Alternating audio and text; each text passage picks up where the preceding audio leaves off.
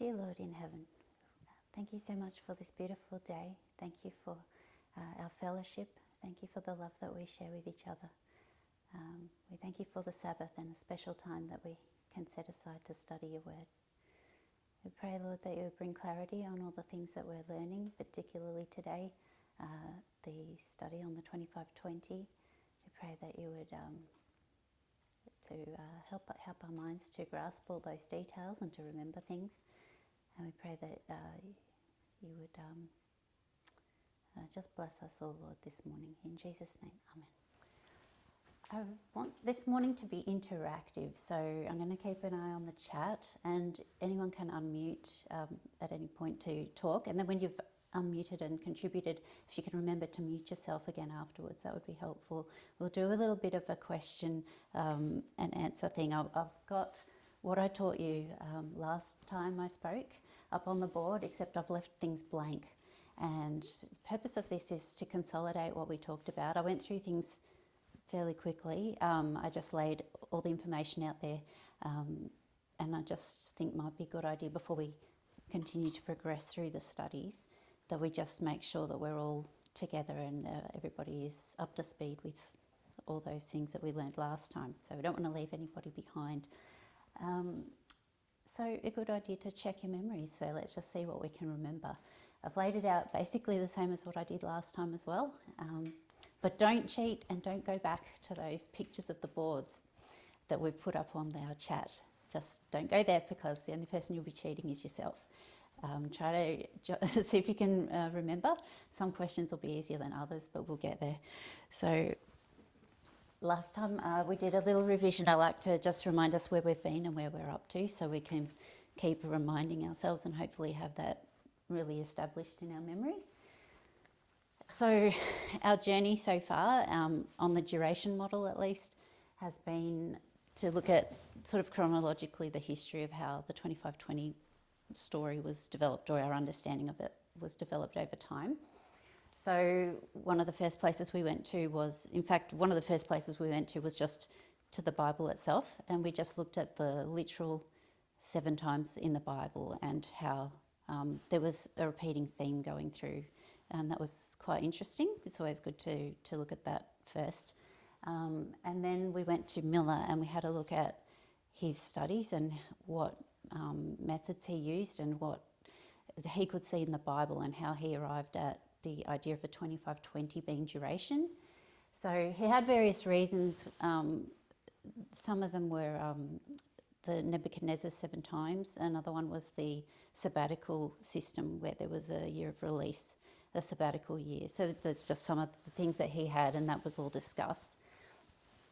That made him sort of come to the conclusion that the 2520, it would be a day-year principle, and you would apply that. So therefore, he was expecting 2,520 years, and so he arrived at some certain date. So I wonder whether anybody can remember what date would put here. What date would Miller choose as the beginning of the 2520?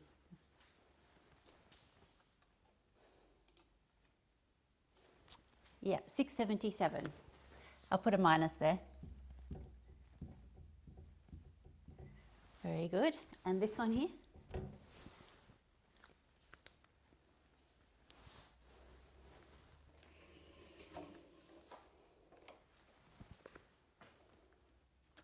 $1844. Yep, I'll put that in brackets.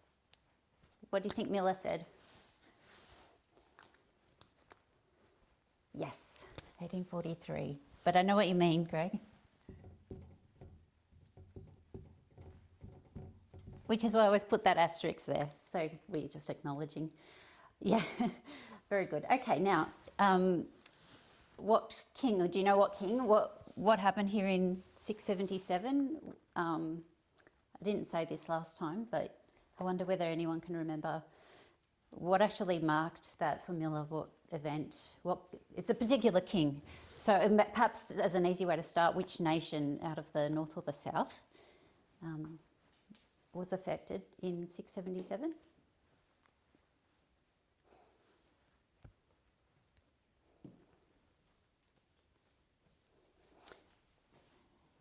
Yeah, Manasseh, that's right. And the king, that was in the southern kingdom in Judah, and he was taken as a captive, okay, by the Assyrians. So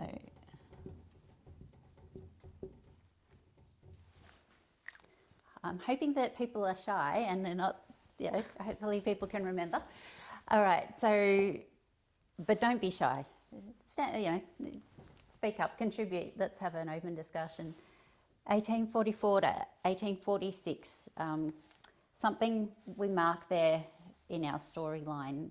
I did mention this last time. I wonder if anyone can remember what happened. So obviously that's in, just after the Great Disappointment, and there was a 2-year period where they did something.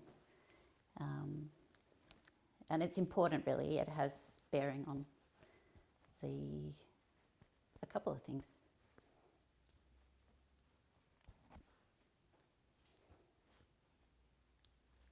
Need a clue?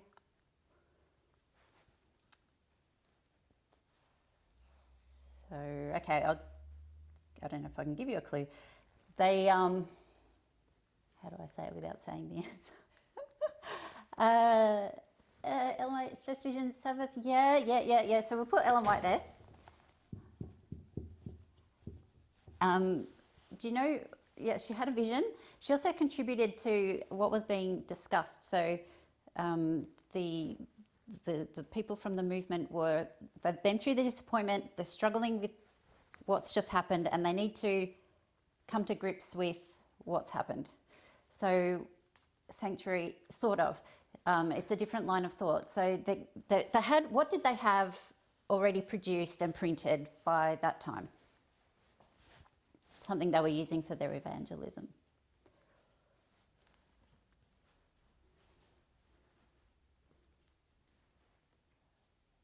Charts, yeah. They had one chart at that stage, yeah. The 1843 chart, yeah. So after the Great Disappointment happened, they had to sit down really and reassess everything that happened. So what did they do with their chart?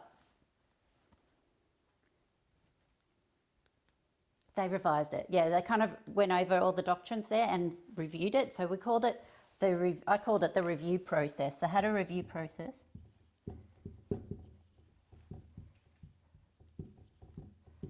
And Ellen White is relevant to that because they would review things, but they could go to a certain point, and then they would struggle and they would get stuck, and then she would help them. She would have a vision or something. She would help them. So that's how that review process happened. That was very significant, especially when you're talking about the 2520, because what implication does that have for the 2520? Because we know that she endorsed the charts. Okay, they're later yeah.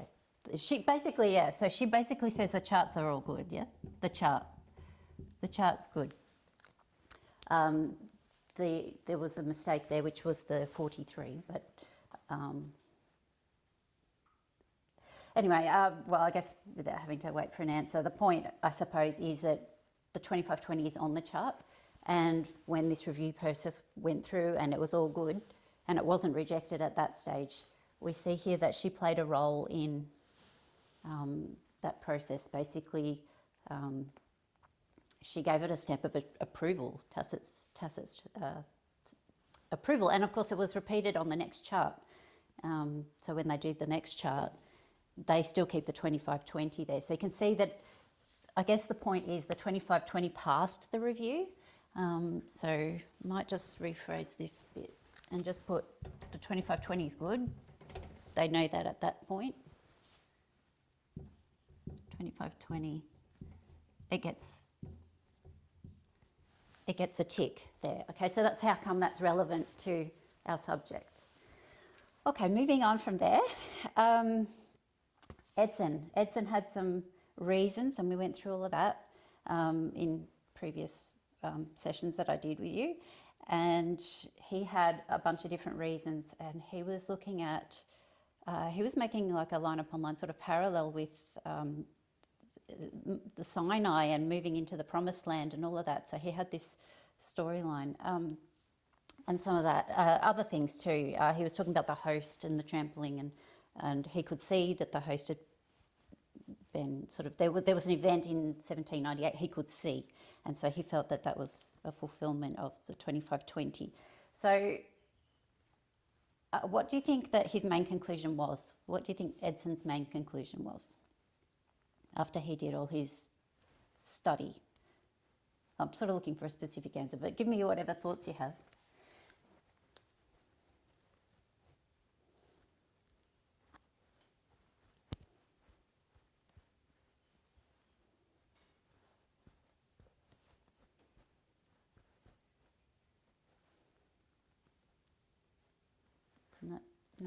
No thoughts there? Okay. Basically, he said somebody was completely wrong. That would make it easy for you. Who did Edson think had been wrong? There's not many choices. Make it easy for you. Okay, so Miller was wrong.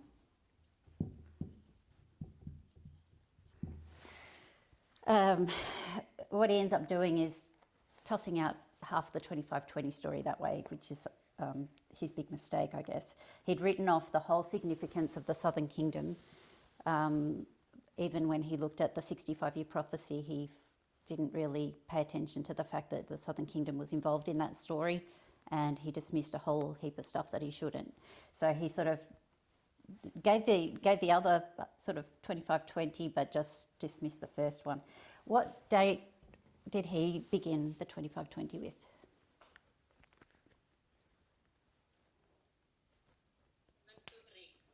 Yes.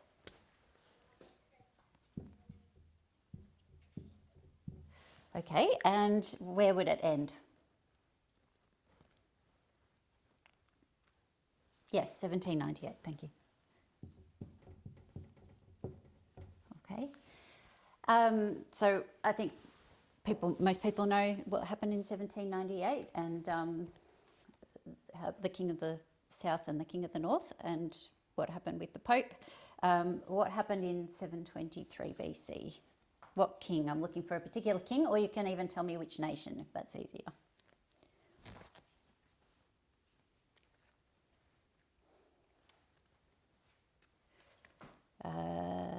Nope.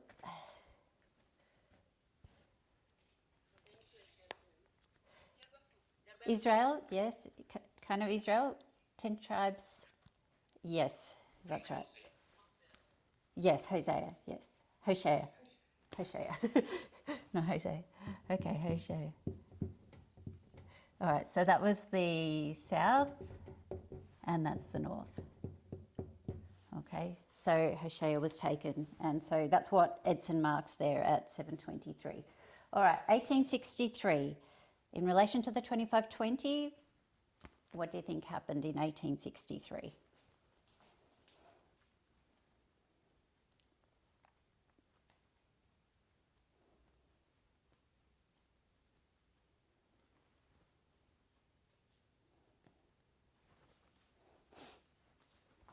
Keep going. If you're going to say organisation, how would you connect that to the 2520? Something else happened in that year. Yeah, that's right. The 2520 was rejected. So there were some articles written as well to sort of like really formalise that. That was published as well. So put the rejection of the 2520 there.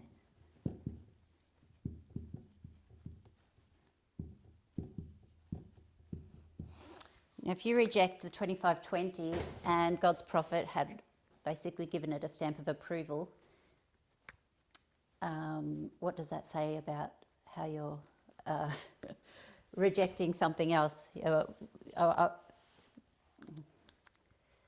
I'm trying to phrase this question. Who else are you rejecting, really? Who are you rejecting if you reject something that has been authorised up here? Yeah, spirit of prophecy. You're rejecting the prophet, yes? So we mark a rejection of the prophet there. Okay, and we do see that it starts to affect her ministry and her prophetic role in the church as well. Faith of Jesus, yeah. Okay, so now we're skipping through time. We're in 2009. We're in a new generation. It's a new Line, a New Dispensation. We've got Elder Parminder 2009 study on the 2520, which we mark as the increase of knowledge for that section of our line. Can anyone remember what the title of this series is?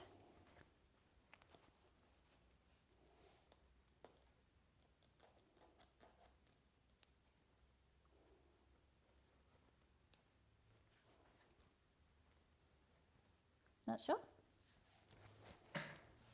I'll write it up for you.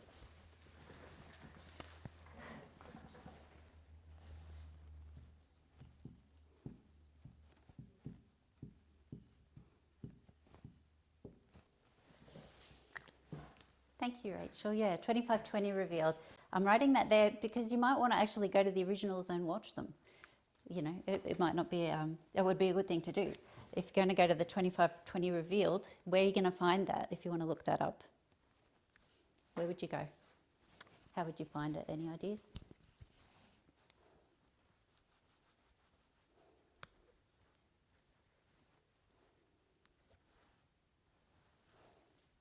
No.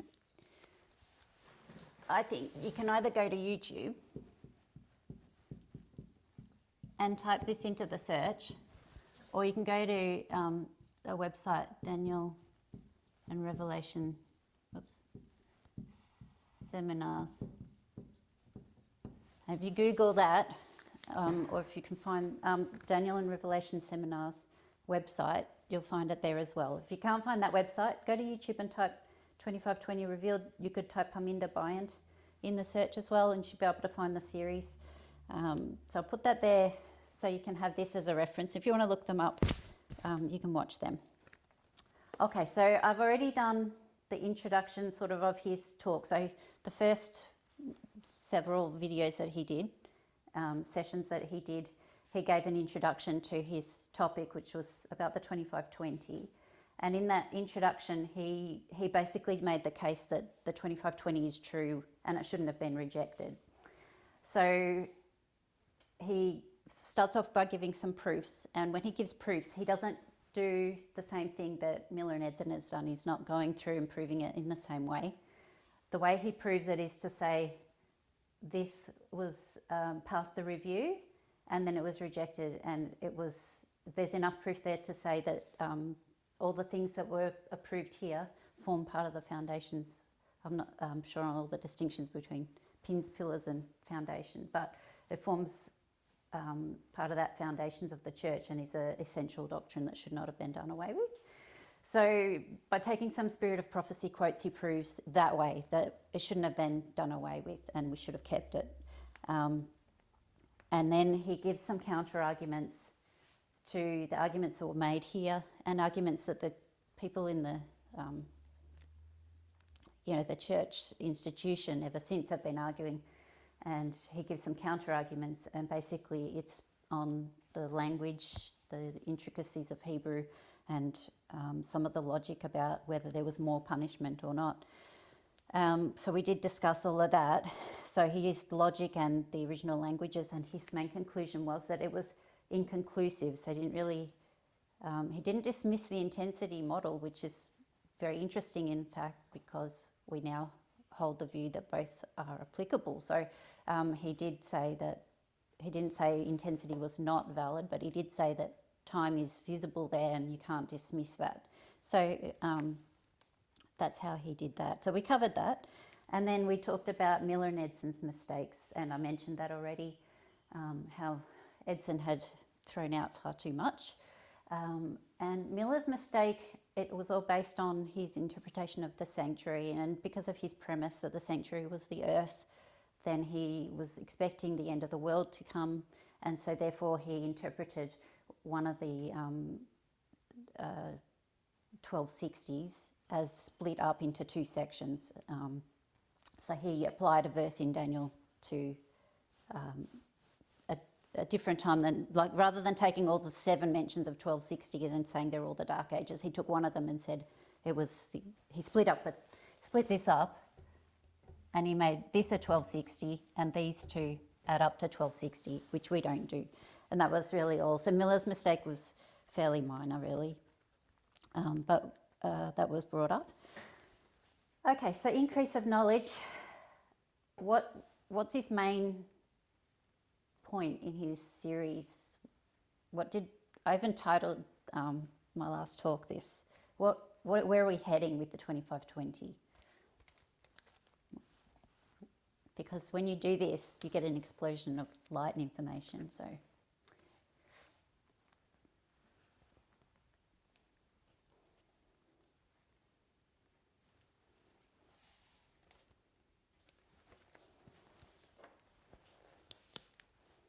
I'll draw a little picture here.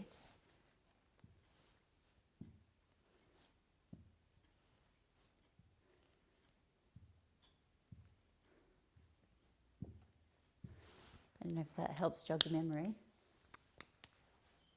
If I draw that, and that's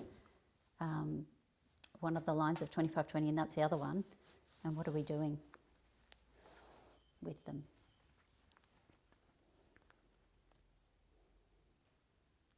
Yeah, excellent. Thank you, Lynn. Connecting them. So I'll just rub that off.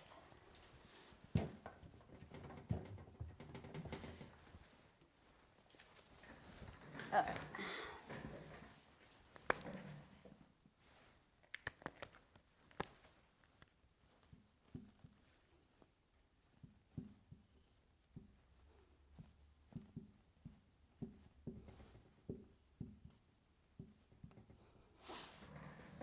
Okay, so the two 2520s are one. This is the point. And then when you connect them, then you can see the meaning of it, because that's what you want to end up with, is the meaning of it. What does it tell you? It's a story. It's not just numbers that work out nicely. So there's a meaning to it. So if you join them together, you get that. So that's what we call that. And that's where we're going to go. So hopefully that reminds you of where we've been so far. I might take a picture of that and then we'll go on.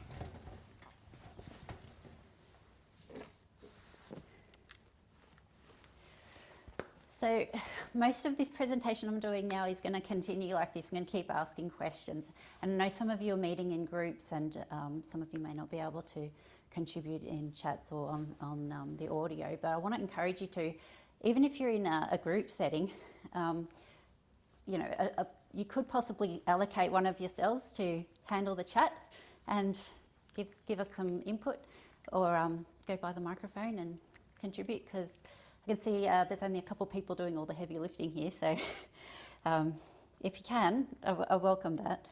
Thank you for those that have done the audio as well. I've been able to hear you, so that's good. Okay, so now we're going to go to where I went next. We're going to compare, we're going to look at what's wrong with having two separate 2520s and see if you can remember that as well.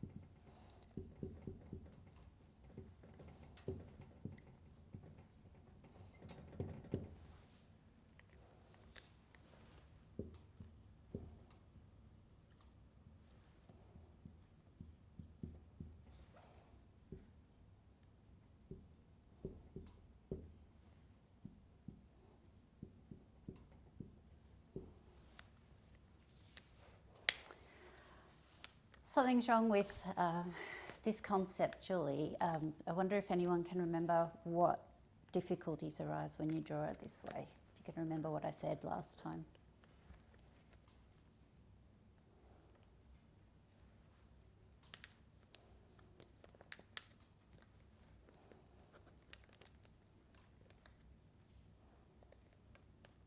Wasn't it something about the 144,000, how you ended up with 2 churches or something at the end? 2 groups? Yeah, yes, that's right. That's one of the problems, is it looks like that there's, you know, the northern tribes were struggling here with some sort of punishment, and then they come out, and then the southern kingdom go through some punishment and they come out, and it can imply that there's 2 different groups. Yeah, that's one thing. Yeah.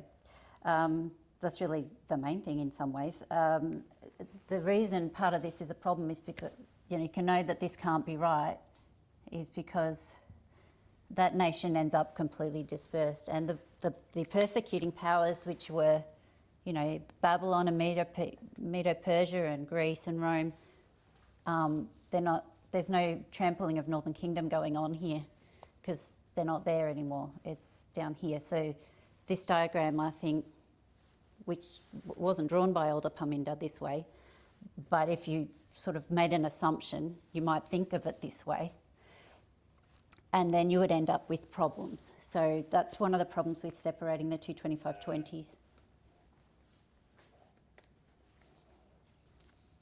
Okay, so that's why I thought that was a bad way to sort of look at it. And then when you connect them together,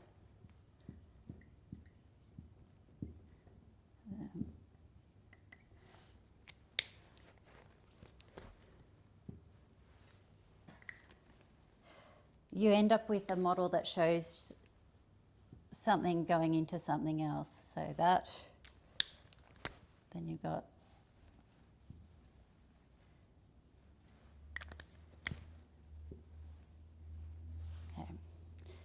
what's the benefit of looking at it this way? What does it teach you about the story of the 25-20? Who is this group here? Because we've got, you know, the 2 nations, the north and the south. But when we look at them as a whole, who are they? Yeah, ancient Israel. And then we can see a group at the end, and they're one group, even though this had 2 different dates here, but you've got one group. So who's this?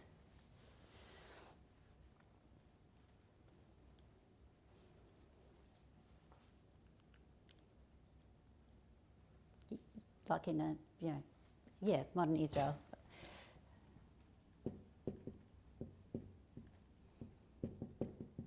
And so who's being punished by the 25-20?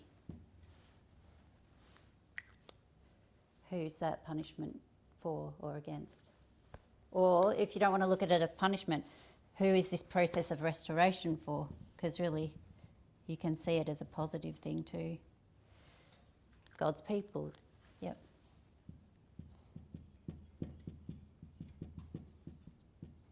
All right. So the 25-20, it's one thing. It's a solid thing. Even though it's got a staggered dates there, I hope that that's clear that it's one thing. And I'm just saying that as a fact at this stage. I haven't proven it, although we did start to do that last time. You can't just assume that.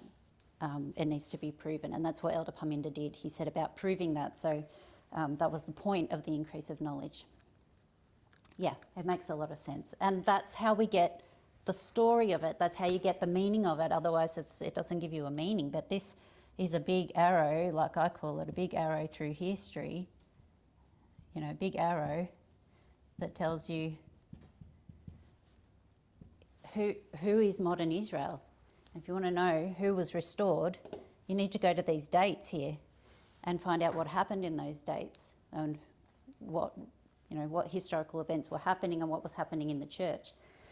And if you're going to 1844, I think it's fairly clear. It just takes a quick Google search, which is what I did, to find out what happened in 1844, because I had no idea.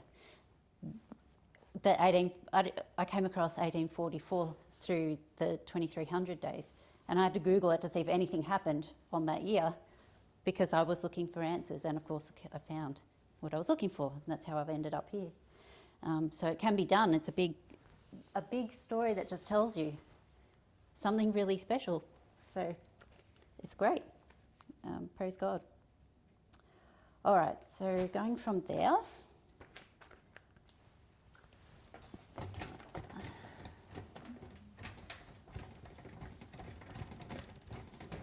Oh, I didn't, but it's messy. I didn't give you time to, sorry, I didn't give you time for a picture of that. But if it goes up on YouTube, you can capture it off the screen.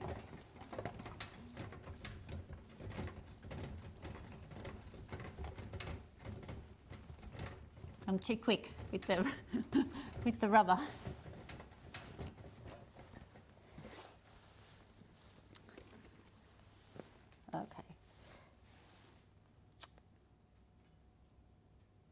Okay, so this is how now Elder Parminder is going to start proving that the two 2520s are in fact connected with each other.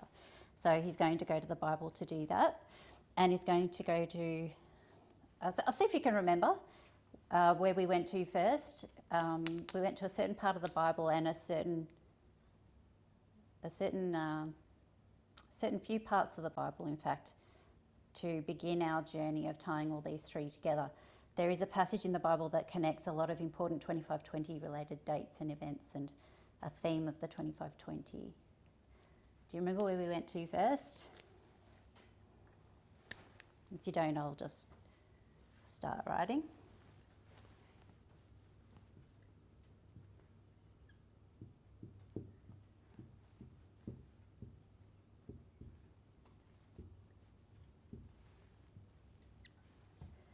It's not a random thing that Jesus said. It's a particular part where he was talking about the signs of his coming.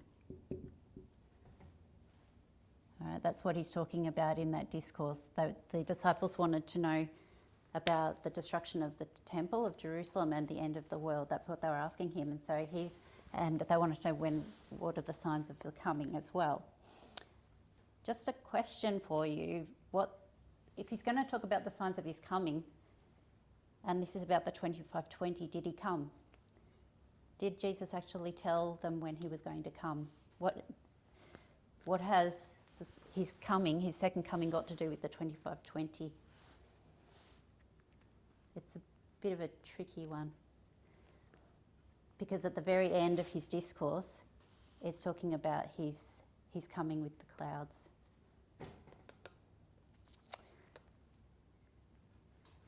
So what happened in 1844?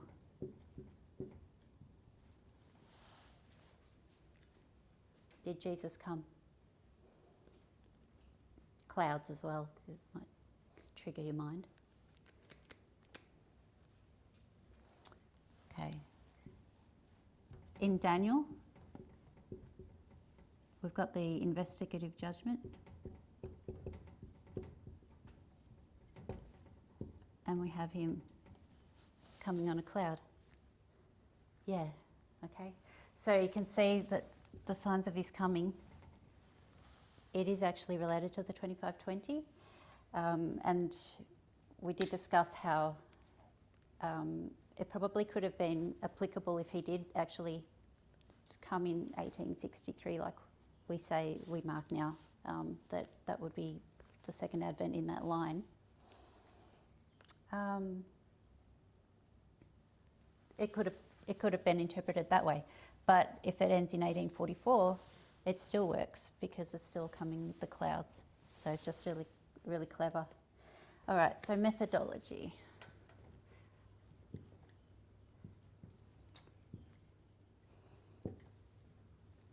What he does, and I'll just look at these parallel passages.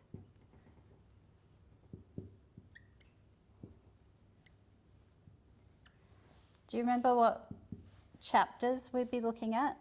I'll put some things there. Maybe you can help me fill in those blanks. Where would you find this discourse by Christ in the Bible? Which chapters would you go to? So you've got 3 different books. If I'm looking for this, where would I turn to? Do you remember?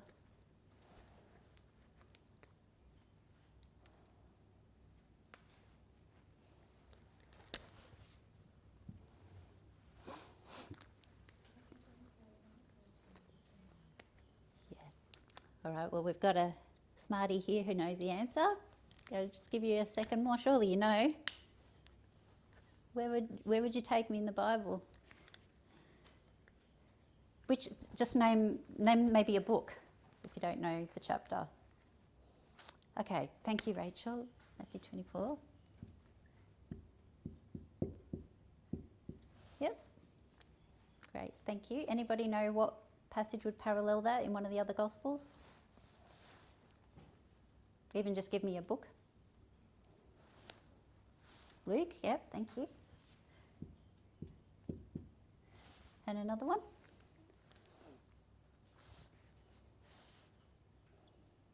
You got 2 to choose from.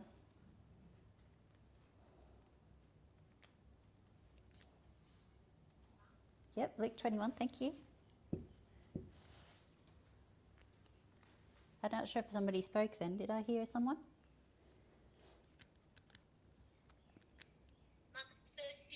Thank you so much. Okay. And he also brings in a passage that was written by Ellen White in Spirit of Prophecy. Which book do you think that was from?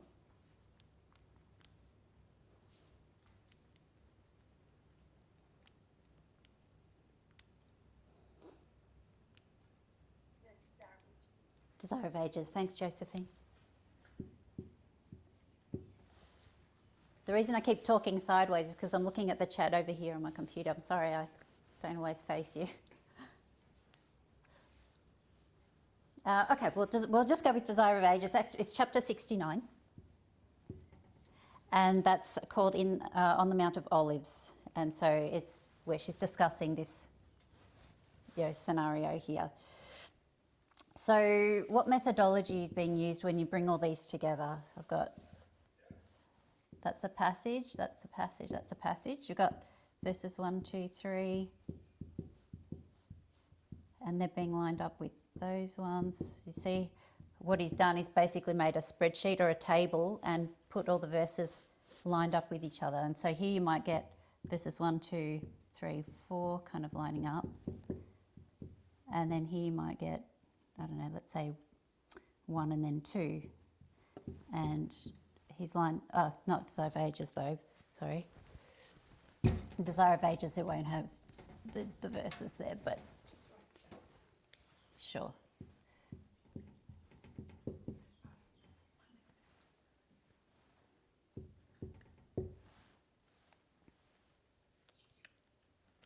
Okay. Compare and contrast.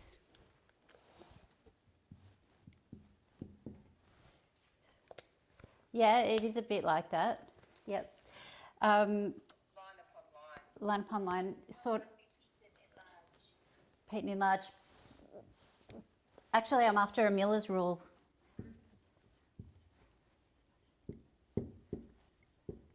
Yeah, proof texting kind of, I don't know that I'd say it that way. There's a certain rule there that says if you want to know the answer on a particular subject, you need to go and do what? The Bible is its own expositor. Yep. I mean, the Bible proves itself. Yep.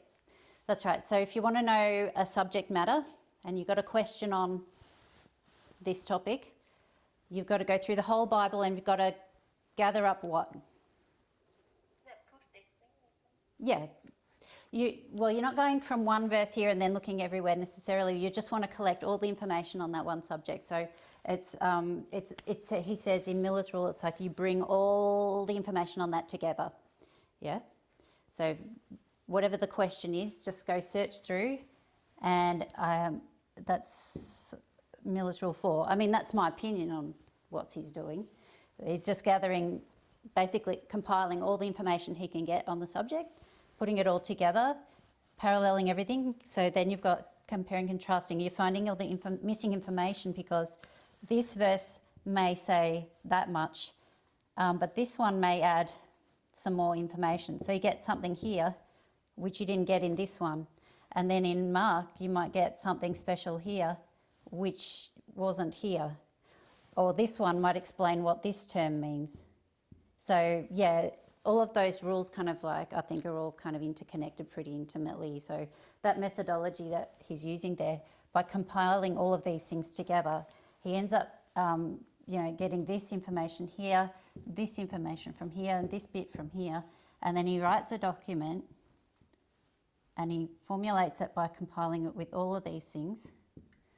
And he makes it into a paragraph which has everything in it. So all the bits are now in here. He's got that one, he's got that one, he's got the question mark here, and he's got all the bits there in one statement. So then he can just read it, and he's got everything all there together. And then he supports that with this one. And he puts these two all together. He collects all of that information into one piece.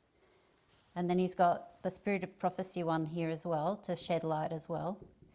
And this is what he uses during his presentations. He reads from this one. So he doesn't go from here to here to here to here. He reads his own wording that is made from all of them joined together. So that's what he does. So when I read to you what he wrote, you can't go to a Bible verse and find it written exactly in those same words. It's his own compilation that he's written. So, and the point of doing that is so that he's got all the things there to make it clear so he doesn't miss something. So hopefully that makes sense. Miller's Rule 4, it says to understand doctrine, bring all the scriptures together on the subject you wish to know. Then let every word have its proper influence, and if you can form your theory without a contradiction, you cannot be in an error. But all of that is related to some of the other things that you all brought up as well. So that's what he did. I did read it out last time. I will read it. So this is this. Okay, so when I'm reading, it's this one. It's not from Mark or Luke. It's this is what he's come up with here. As Jesus was leaving the temple, some of his disciples approached him and began to tell him how great the temple and the adjoining buildings were. They pointed out the magnificent stones from which it was built and the costly gifts that had been bestowed upon it. But Jesus replied that the day was coming when the temple would be destroyed. The destruction would be so great that not even one stone of those magnificent stones would be left standing on the other, but would all be thrown down. And then he just indicates that now he's down at Matthew 24 verse 3, which lines up with 13 verse 4, Mark 13 verse 4, and that lines up with Luke 21 verse 7. So you can see how the verses, this one's verse 3, this one is verse 7, and this one is verse 4. So he's lined them up and brought them together. And then he goes on to read from this one. From the temple they went to the Mount of Olives. When they got there, Jesus sat down, and 4 of his disciples, Peter, James, John and Andrew, came to him privately and asked him the following questions. Then he's just enumerated the questions. So he's identifying what the 4 questions are. When shall these things be? What shall be the sign when these things are about to happen? What shall be the sign that you are about to come back? And what shall be the sign that the world is about to end?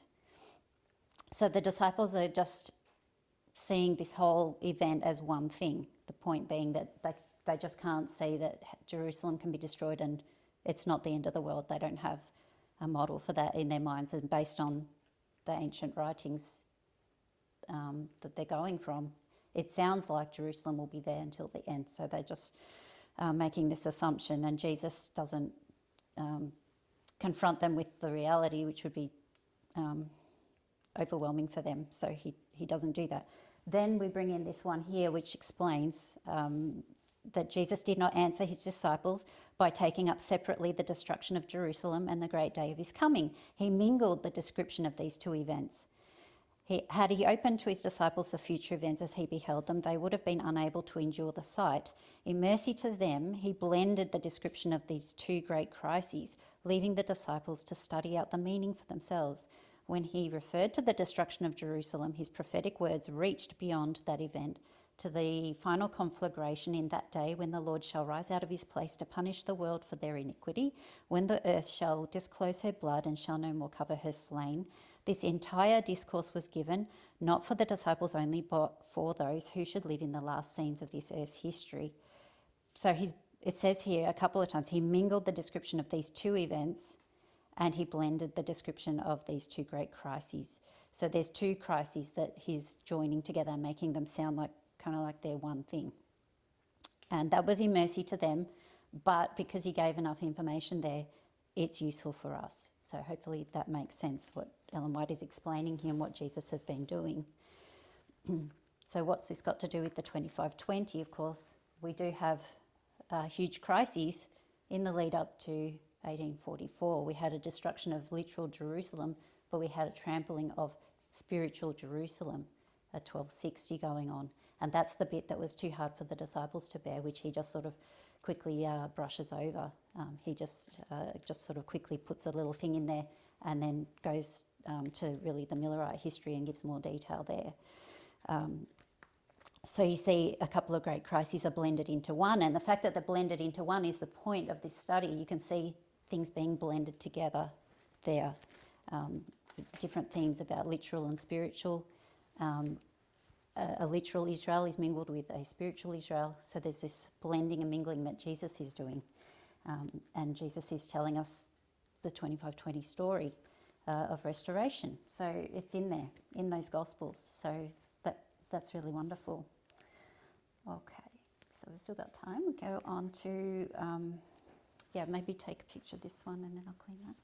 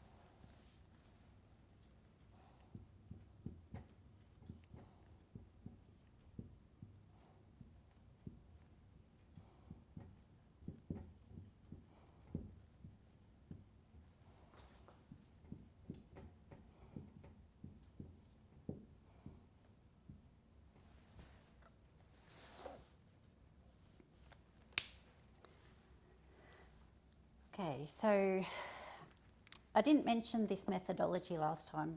I kind of thought of it when I was going to do this review with you today, but this is a methodology that you'll find Elder Paminda does a lot, and he did here.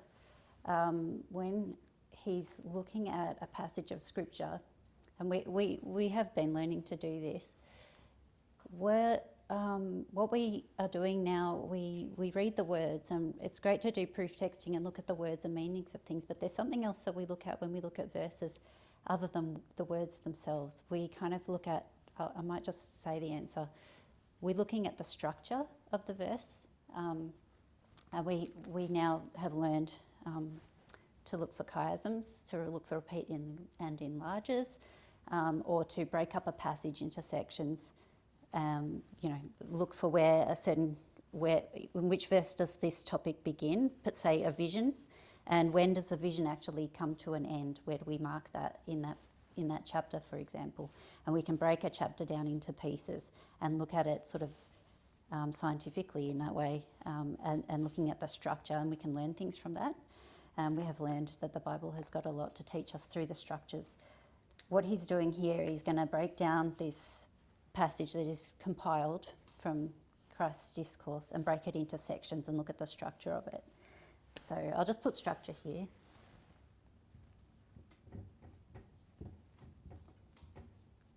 Okay, so when you're looking at the structure, that's where the light comes about these histories. You can see that there's a chronological story being given out by Jesus, but he can mark particular histories that have distinct starts and ends. So the first history that he gives, he doesn't read it out so much, but he just lists what was mentioned there. In this first history, we have false Christs, wars and rumours of wars, persecution of Christians, false prophets, and the gospel preached to the whole world.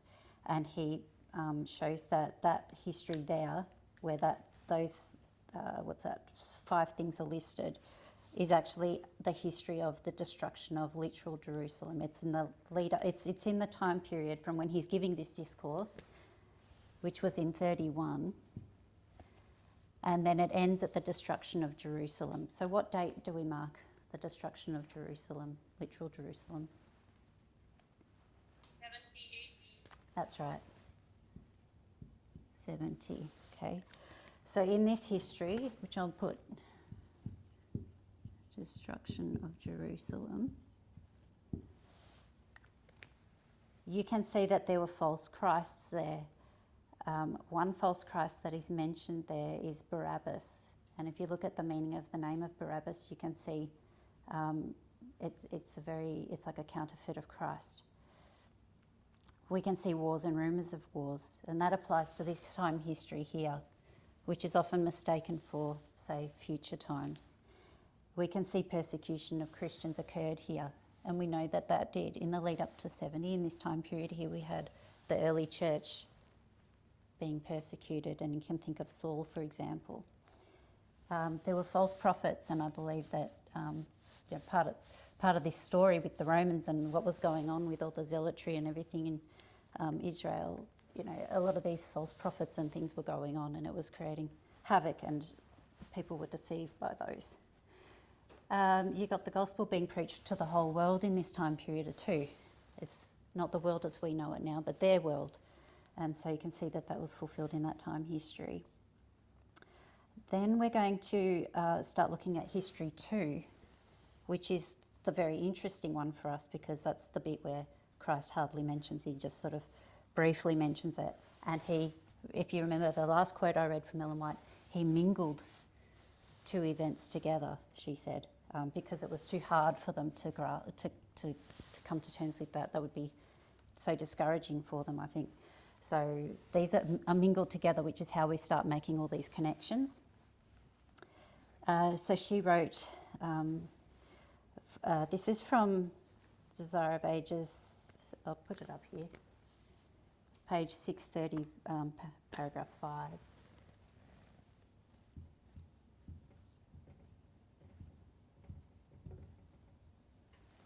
Okay. From the destruction of Jerusalem, Christ passed on rapidly to the greater event, the last link in the chain of this earth's history, the coming of the Son of God in majesty and glory. And between these 2 events, there lay open to Christ's view long centuries of, can't read what I've written there, centuries for his church marked with blood and tears and agony. Upon these scenes, his disciples could not then endure to look, and Jesus passed them by with a brief mention. Then shall be great tribulation, he said, such as was not since the beginning of the world to this time, nor ever shall be.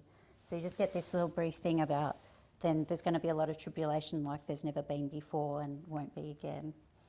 And then I think I'll read the bit from the Gospels as well. It's the statement that is read out is, and then Jerusalem shall be trodden down by the Gentiles, until the times of the Gentiles shall be fulfilled. During this time, the times of the Gentiles, there shall be great tribulation, greater than anything since the world began, even to the end of the world. So that's what you get for history too. Not a lot of details, not a list of all the different things that are going to happen, just a brief mention that there's going to be a lot of tribulation. And we mark that as the Dark Ages. Okay. So what date should I put for the beginning of the Dark Ages?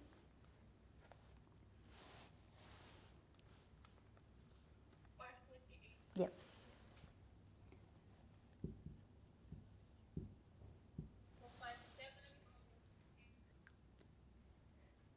And 1798. Thank you.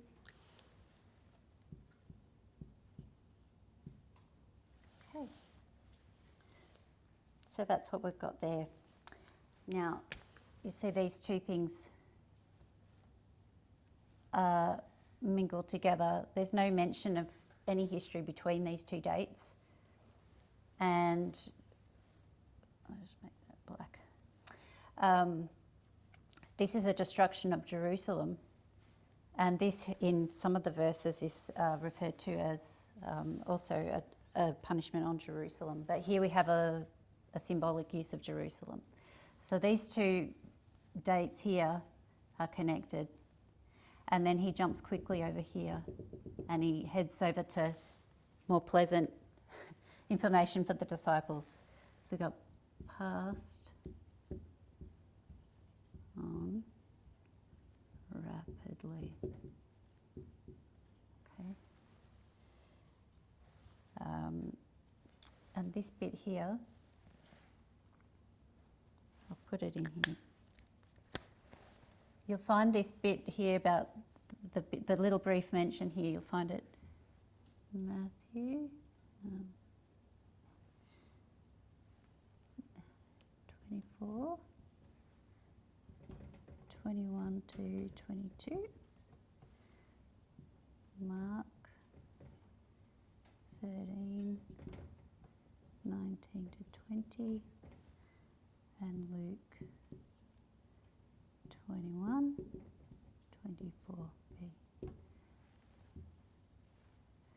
That's where you find information about that history there. Okay. So then we go to History 3. And where do we mark that? Let's see, we'll just look at what was indicated in the Gospels. Again, he just gives it in dot point form. We have a mention of false prophets. We have sun, moon and stars, distress of nations, and the coming of Christ in the clouds. So this is where we were talking about in the clouds before.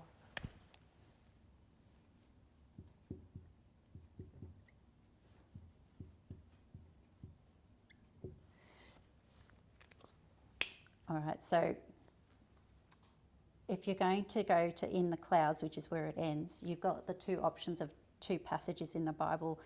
Does anybody know, if you did proof texting, or where you would, if you were looking for in the clouds, coming in the clouds, perhaps referring to the second Advent, what book that might be mentioned in?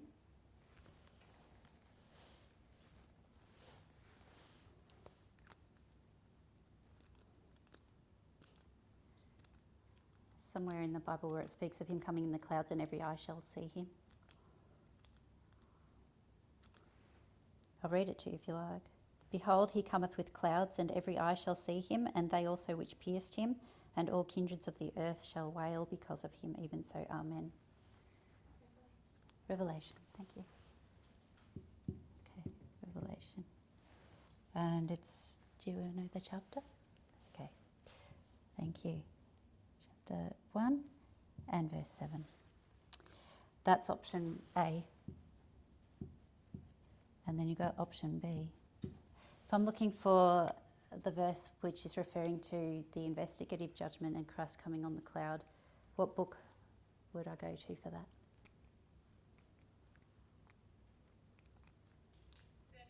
Daniel, thank you. All right. Would you like to have a go at the chapter? If you don't want to, just say I don't know.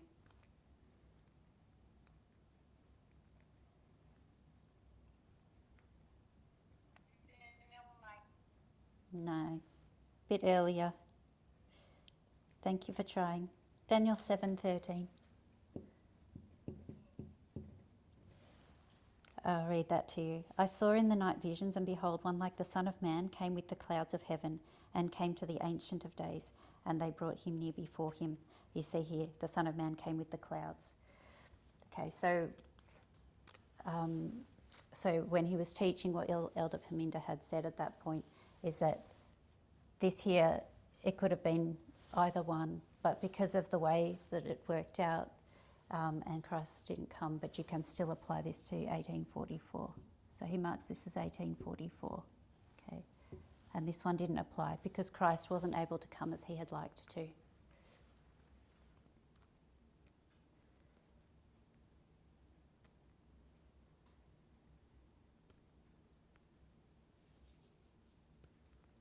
Thank you for that quote. Thank you very much. So you can look in the chat and there's another quote there as well. Okay, so if we're beginning the Millerite history, where do we begin the line for that? What date would I put here?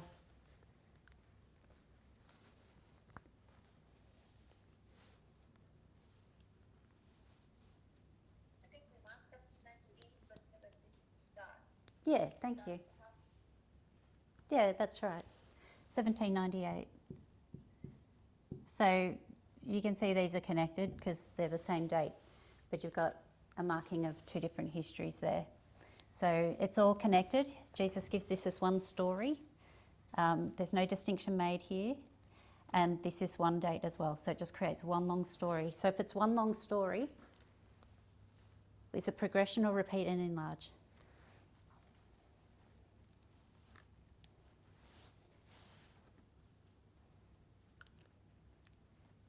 Progression, Yes. repeat and enlarge. Can you see repeat and enlarge? Are you seeing that? You can see. Can you see a repeating theme there?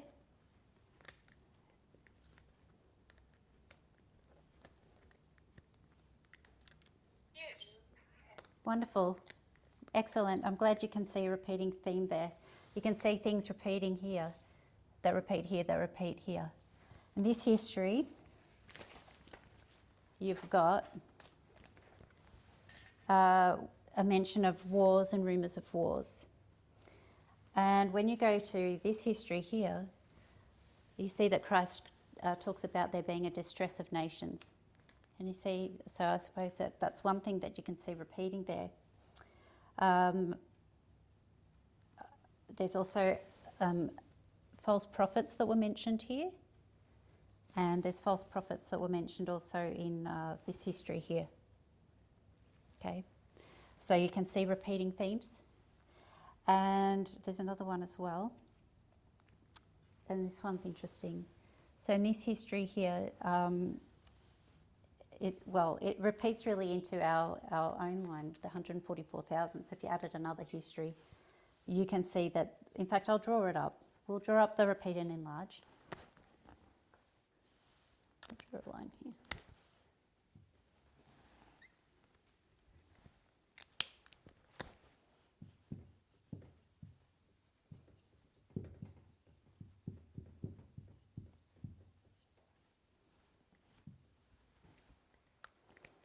So when we draw it when we want to do repeat and enlarge, it's helpful to draw it this way, with the 1 and the 2, and you put them on top of each other. That's why line upon line, and then we end up with our line here. So that one plus that one plus that one equals that one. Okay, and you've got destruction of Jerusalem and dark ages. Millerite. And then we can see here and here we have the wars, distress,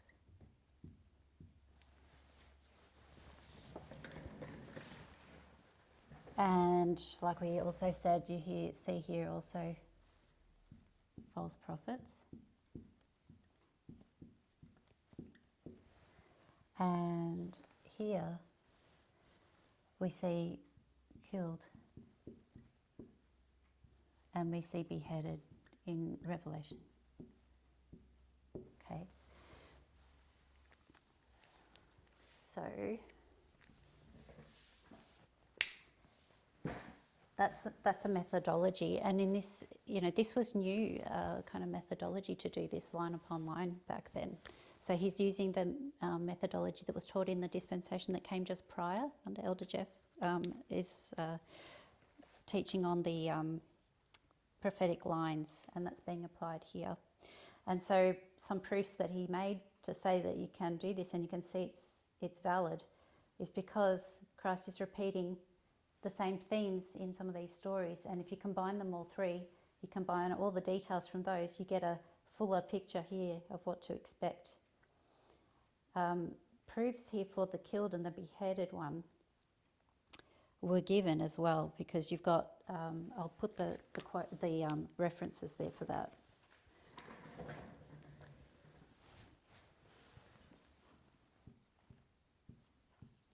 Revelation 6:11 and Revelation 24.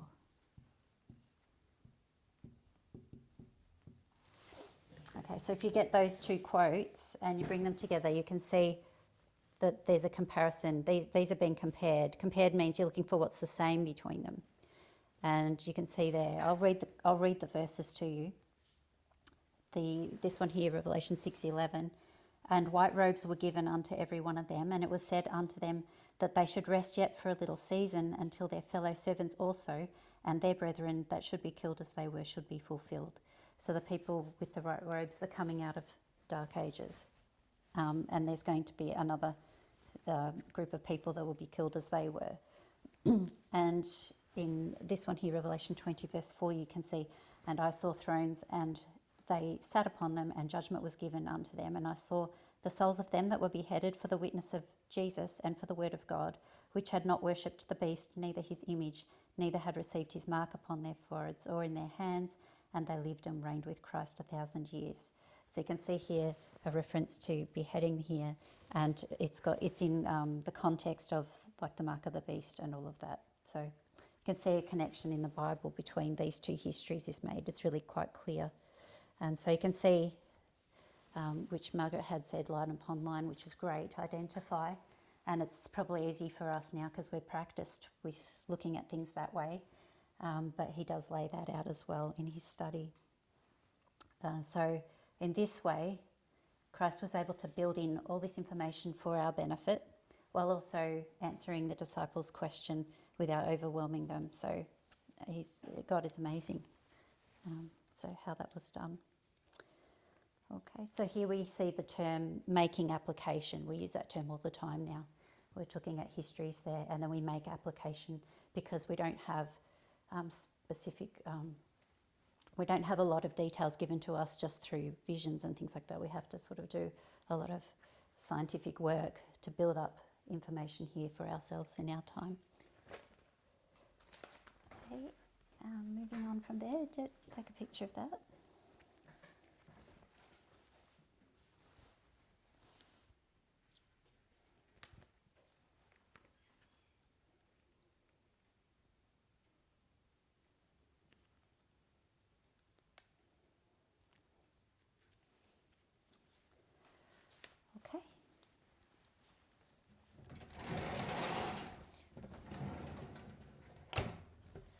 Okay, so hopefully this is becoming a bit more familiar, this picture. So again, this be Israel here, the northern and southern kingdoms. We are not distinguishing them, I'm just putting them all as one unit here. Modern Israel here, and this restoration of Israel, or punishment of Israel, whichever way you want to look at that. It's broken up into pieces because we're going to make all the connections through these studies that we're doing. So I've cut it all up because we don't want to take things for granted. We want to see that there is justification for making all the connections that we do. So that's what this study is for. So we're looking at Christ's discourse.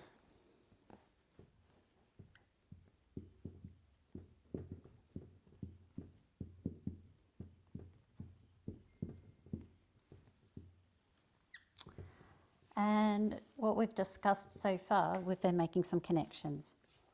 So I'll put this up here. We've got 70 is connected to 538. Okay, so it's a quiz now. How come we can connect 70 and 538?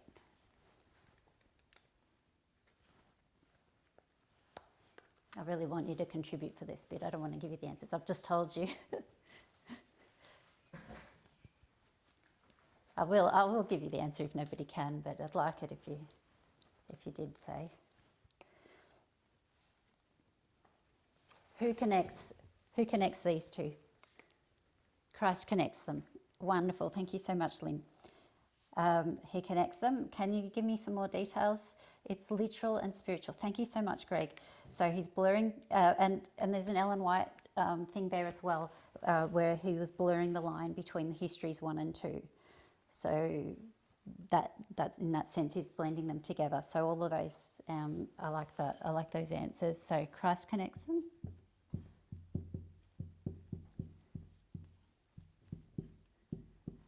There's a blurring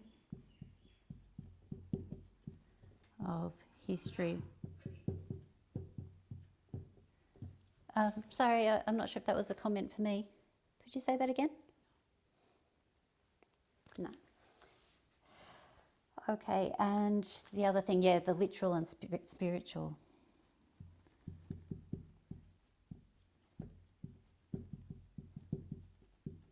Okay, so we all good with that connection. I hope that you all accept that that's a valid connection to make. Number 2. Okay, we've got 538 is connected to 1798. Okay, how are those connected to each other? 538 to 7. I'll draw this as well because I like to draw the connections on here. So we draw a bow and connect those two together. Here. Beginning and end. I don't know if that, Greg, was that answering 538 to 1798? What's the beginning and end of then for 538 to 1798? Beginning and end of what? Yeah, wonderful, 1260. Okay. So Christ mentions the 1260, yeah? And I had the quote there that he passed on rapidly over them.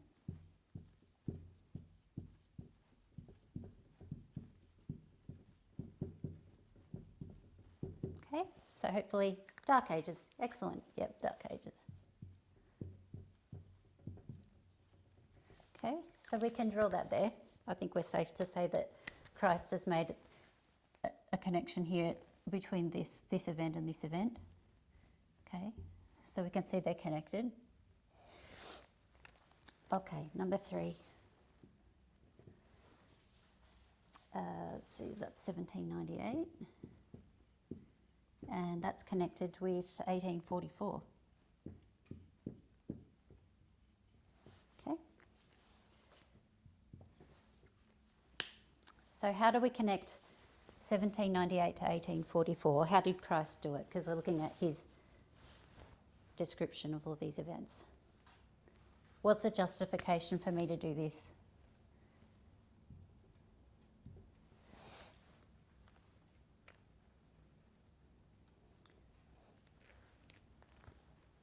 "46 years restoration," which is what it is. Yep. I guess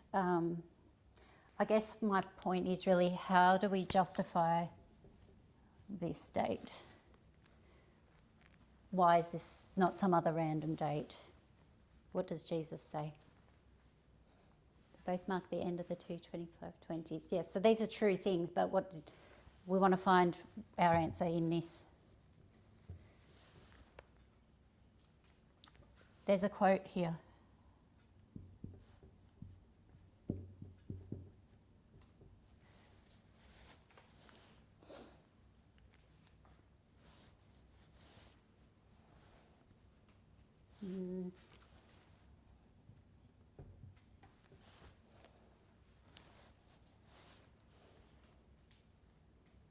Yes. In the clouds. And this quote here, it can connect these two thoughts together because he lays out a history. This is history 3.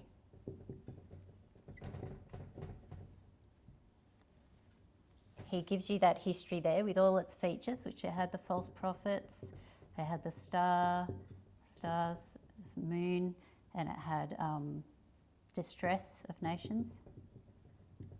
And then it had the clouds. And that's how come we can connect 1844.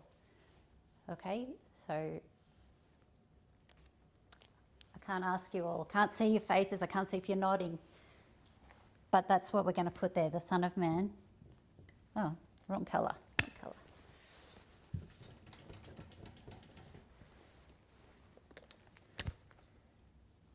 Son of Man in the clouds. Now, if you don't apply 1844 here, you're going to have to make this a date that's future to us, aren't you? Because Jesus hasn't come back yet. So you would have to then change this to 2000 and something, I suppose. But if you can see it this way, you've got a verse in Daniel which will support this, and you can make this 1844. And therefore Christ's discourse, it begins he starts at 31 and he goes through to 1844, and that's where that whole discourse comes to an end. So he ends his discourse at the end of what? What does 1844 mark?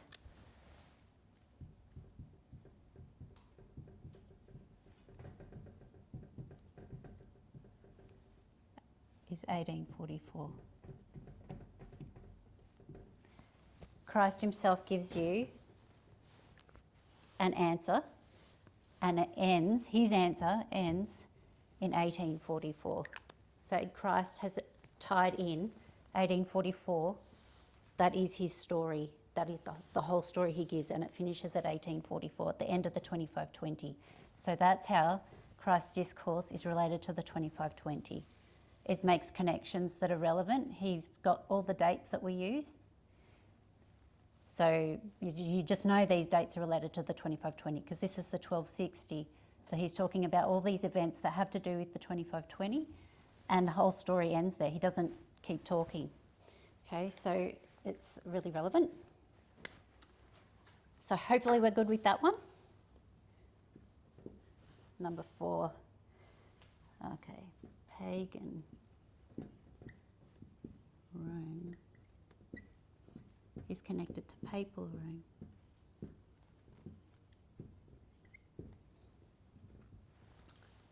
Okay. I didn't really talk about this much today, so it might be, I spoke about this more last time. I might just give you the answer rather than waiting here. I don't know how to give you clues. I guess you've got a clue here from Greg. So maybe you can think back to that one. Give me an answer. It can be the same answer that he gave if you like. Greg, you can give it again.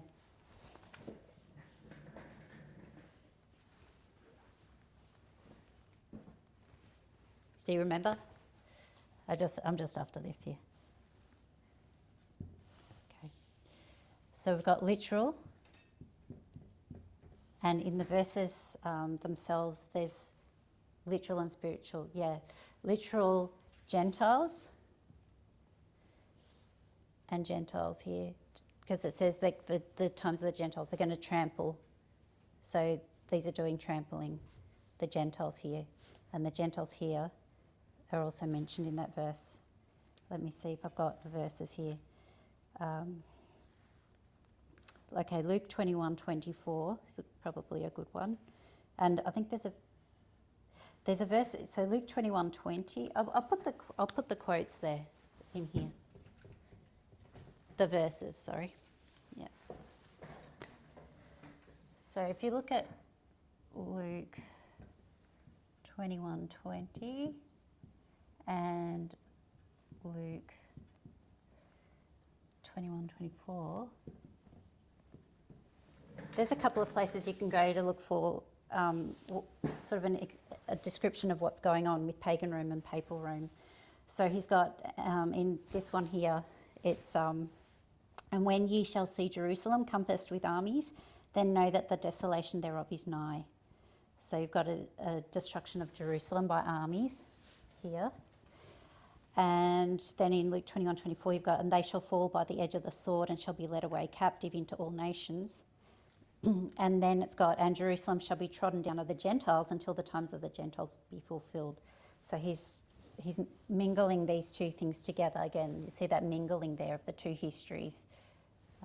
So that's how we can make a connection from papal Rome, pagan Rome to papal Rome, because he's not making any distinction as far as the disciples are concerned. There isn't one. They don't know about it. So Christ is connecting this with this together. He's making this whole history, in fact, all one thing. He's just combining them. So hopefully you can see that there through those verses and through just the whole passage. The very fact that he mingles the two, which is what Ellen White says. All right. Another connection, which is similar. We've got literal Jerusalem to spiritual Jerusalem.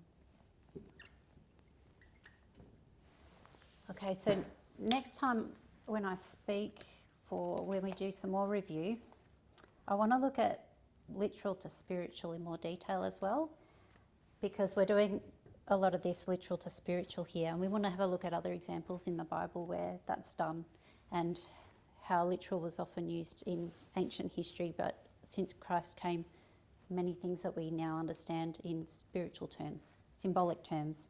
So it'd be really good to look at that in more detail, but until then, I'm just going to say that spiritual Jerusalem here is what is being brought to view here, because he does talk about Jerusalem in that verse in Luke 21:24, that Jerusalem shall be trodden down of the Gentiles until the times of the Gentiles be fulfilled.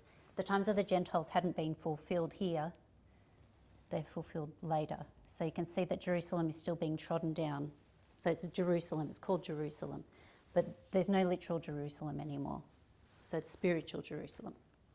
Okay, so, but I do want to go through that a little bit in more detail, because we're going to look at a lot of symbolic things, because when we get into another passage of the Bible, we'll be looking at the model of the temple and the sanctuary and the court. And remember the wall, we discussed that last time, and how the wall is not a literal wall, it's a spiritual wall. So there's a lot of transition from literal to spiritual going on.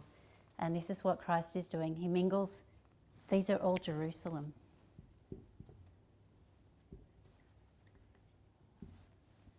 Okay. You see Jerusalem, he's here. It's all one thing. So Christ is making a connection here. He's just connecting all this persecution as one story. I hope that you can see that. And it's all again in relation to the 2520 and takes you to 1844. All right, so 6. I'm not going to go into a lot until later. Times of the Gentiles. Okay, so there's more than one time of the Gentiles. You know, this is a time of the Gentile, and then there's a time of the Gentile here, and this time of the Gentile is part of a longer story. So we can see Gentiles being used here. We can see there's a bit of overlap. And then we've got point number 7. He makes a connection to something else. Now we're looking outside of the histories. We're going to look at a quote, treading down.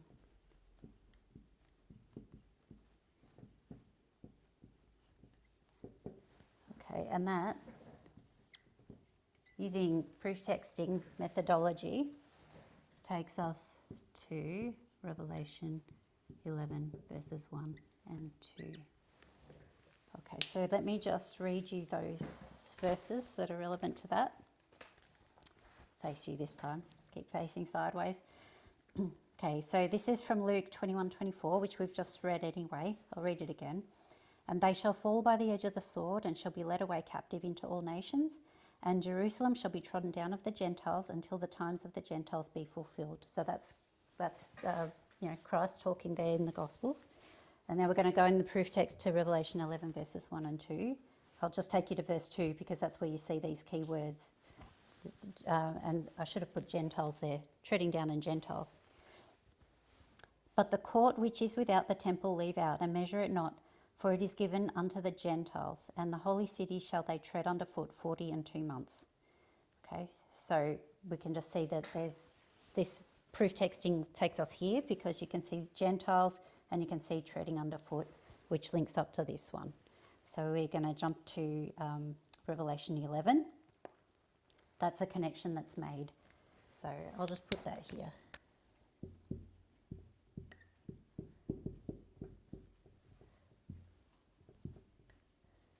Okay, that's a valid, I hope you can all see and accept that that's a valid connection to make because of the proof texting. Okay, that's all we want to say for now.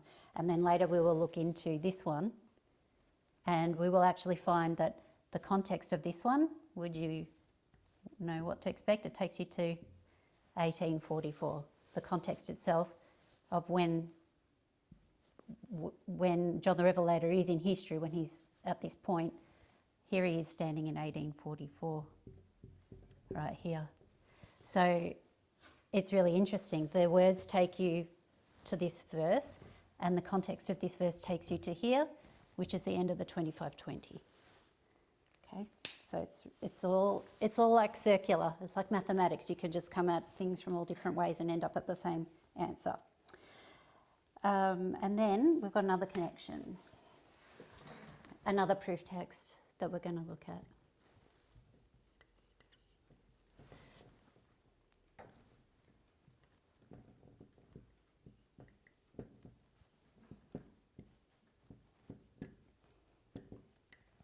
Okay, Abomination of Desolation.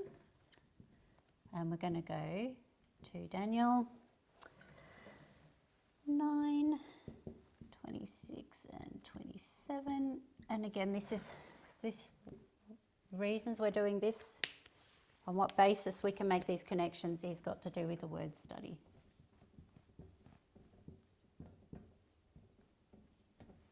Or proof texting.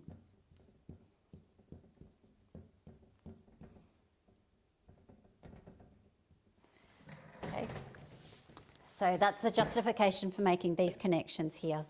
Daniel 9, 26 and 27, I'll read you the verses that we're using to make this connection.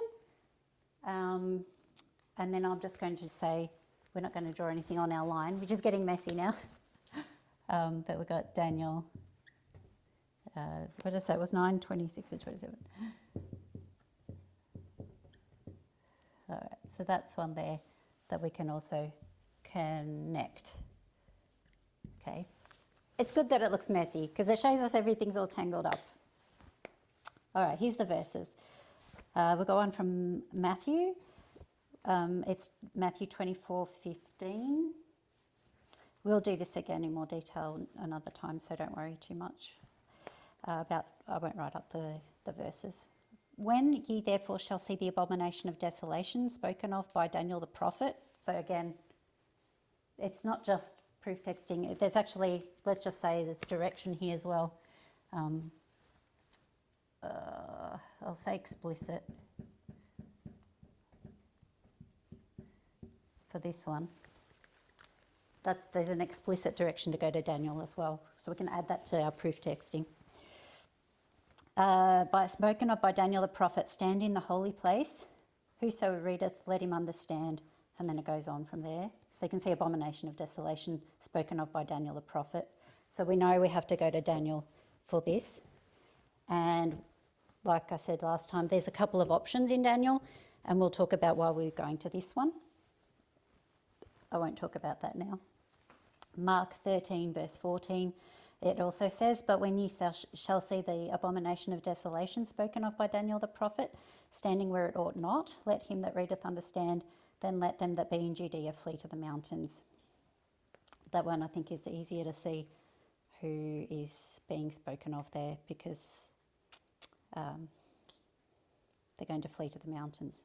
But anyway, Daniel 9:27, it says, "And he shall confirm the covenant with many for 1 week, and in the midst of the week he shall cause the sacrifice and the oblation to cease, and for the overspreading of abominations he shall make it desolate, even until a consummation, and that determined shall be poured upon the desolate." So we will look at who is doing this work of making it desolate because of the abominations. So that's a connection that we're going to make, and this will take us to a certain event on this line. I won't do a spoiler, but the connection is made, and we'll look at that. So they're the main connections that we get from Christ's discourse, and that's a good place to stop. So let me just do a little review of where we've been. We did a little bit of a quiz to try to remember how the 2520 was developed through history, especially Adventist history, starting with Miller, going through the review process. It was endorsed. The chart was given the okay. The 2520 was put on the 1850 chart. So all of that was given the good thumbs up. And then you've got Edson, he had some things to contribute, but it muddied the waters and made, I think, everything a little bit confusing for people, and there was conflict and whatever going on about this debate. And then it ends up in 1863, they just say, you know what, we've been sort of like getting stressed over nothing. There's no real time in this prediction anyway, in this Leviticus 26. It's all about intensity. So, let's just not worry about that anymore. We'll just put the 2520 aside. It's not true. And in that way that they were, things that had been approved and endorsed in that review process had been put aside, which was wrong. Then we now coming to the period of 2009, where the 2520 is coming back out of the closet, if you like. It's getting dusted off. Not only that, but studied and opened up, and God brings out a lot of light there for us. And 2520 has to do with time. That's how time starts to be introduced into our movement as well. So you can see there's a big connection with time. So that's where we went. Then we had looked at the problems with having two separate 2520s. If you don't see them as connected, then that might lead you to think that there's two different stories, two different restorations, and it just leads to confusion and error. But if they're connected, you can see that it's one story about Israel, and then it gives you a story about a restoration of one group of Israel. So we talked about that. Then we talked about the methodology of bringing all the scriptures together, and how Elder Paminda had brought all those passages in the Gospels, and he's also linked it in with Desire of Ages, and he's basically collated it all so that all the information is there. There's no mistakes about applying the wrong event to the wrong history. He's got it all like laid out in a sort of strategic form, and then splits it up into a neat structure. Now, splitting it up into a neat structure gives us a really great tool, I suppose, to be able to see that there's histories repeating, and you can also see a line of progression there. So you can see both. You can see the progression, and in the progression you can see that the different dates are linked together as really intimately. So they're sort of all connected. That's where you see the connections when you do it as a progressive thing. But you can also split it up into line upon line and then make application. And so he also talks about that. So we talked about that, and that's how we get History 1 and History 2 blended together. And that's how we can see that we end up linking the literal and the spiritual together. So that's what Jesus does. So we did the line upon line. Then we talked about, just how we made all the connections and tried to remember, are they justified or not? Because we're going to be proving the 2520s are connected. We need to be sure that they really are. So just going point by point, we've looked at the reasoning behind each connection that we've made. And basically, and then the last point is just that it's connected to two other passages in the Bible, which is going to then open up even more information, because we're going to look at this one, and then we're going to look at this one, and it will even add more more testimonies to each of these connections. Instead of having one testimony here, you'll then have two. And we like to have two testimonies so that we can be sure that it's really, really true. So on that note, we will close in prayer.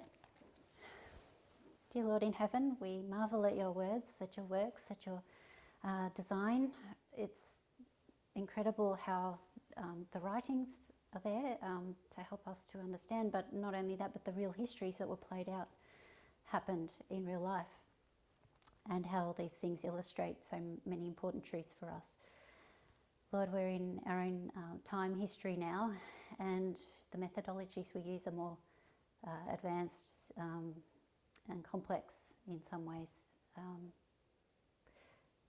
And I guess we use these things to try to understand the times in which we live, the waymarks that we're expecting to see, the time periods that we calculate and use, and all of these things are applied from using these methodologies and these rules that we keep as guides, so that we don't just come up with our own ideas based on our own thoughts and things, but we can use these rules and collectively work together to understand what you want us to know about what our job is and what the future holds. So thank you, Lord, for giving us our teachers, which are skilled and which you've blessed and inspired, and we thank you for their contributions that they have made and are continuing to make. And we thank you for each one of ourselves, that you have honoured us and blessed us to be a part of this journey, that we have the privilege of being numbered among your people, Lord. So we give you great honour and glory and thank you, and we ask that you would help us to store these things in our minds so that they come quickly to recall whenever we need, and so that we will be firmly established in our understanding of the 2520 and all that would lead to as we further look into that. In Jesus' name, amen.